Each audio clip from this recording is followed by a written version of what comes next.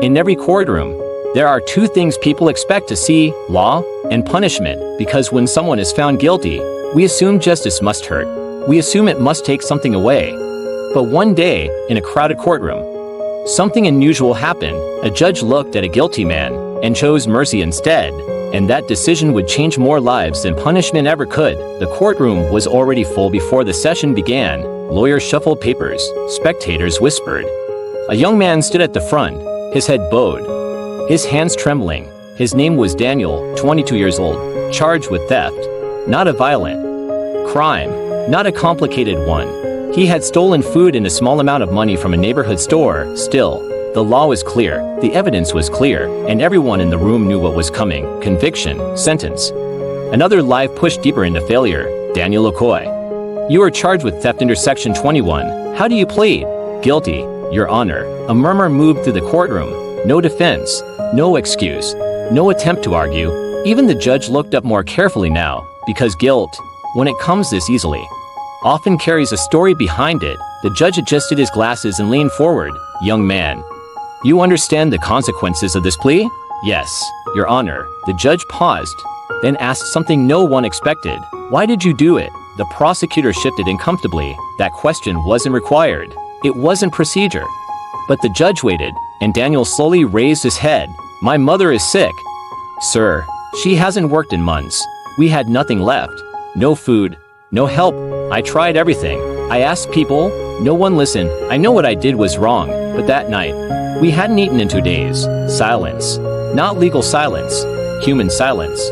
The kind that settles when people recognize pain they cannot argue with. The prosecutor cleared his throat.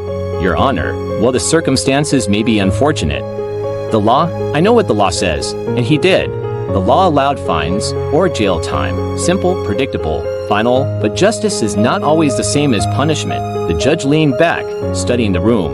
Not just Daniel, everyone, the lawyers, the spectators, the store owner, even the officer standing by the wall.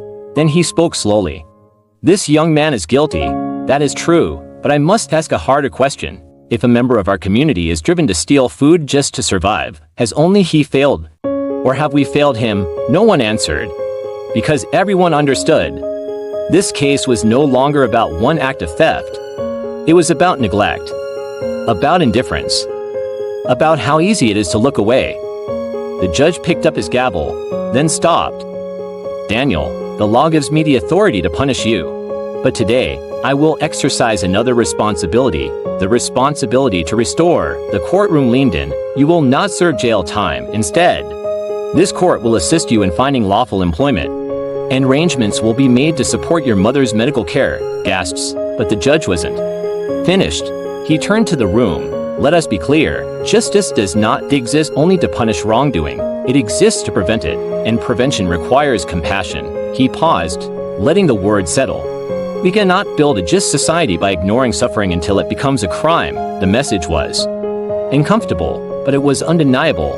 Daniel stood frozen, not because he had escaped punishment, but because, for the first time in months, someone had seen him, not as a criminal, as a human being. Tears filled his eyes. Thank you, Your Honor. I won't waste this chance. Make sure you don't. Mercy is not freedom from responsibility. It is an opportunity to change. Punishment can stop behavior, but mercy can transform a life. That day, the judge did not excuse wrongdoing. He confronted the deeper cause behind it, and that is far harder than simply delivering a sentence, because mercy requires courage. It requires seeing beyond rules into reality. Daniel found work. Small job, long hours, honest pay. His mother began treatment through a local support program. Sparked by the case, the store owner who once pressed charges later hired Daniel part-time. Not because the past disappeared, but because redemption had begun. There is a reason mercy appears again and again in Scripture. Blessed are the merciful, for they shall obtain mercy. Mercy does not deny justice. It fulfills it. Because true justice doesn't only ask, what law is broken? It asks, what can be restored? In a world quick to condemn, the judge chose compassion. In a system built on punishment, he remembered humanity, and in doing so, he reminded everyone in that courtroom of something we often forget. People don't just need consequences. Sometimes, They need someone to believe they can still become better. Justice can change behavior, but mercy can change hearts, and changed hearts change the world.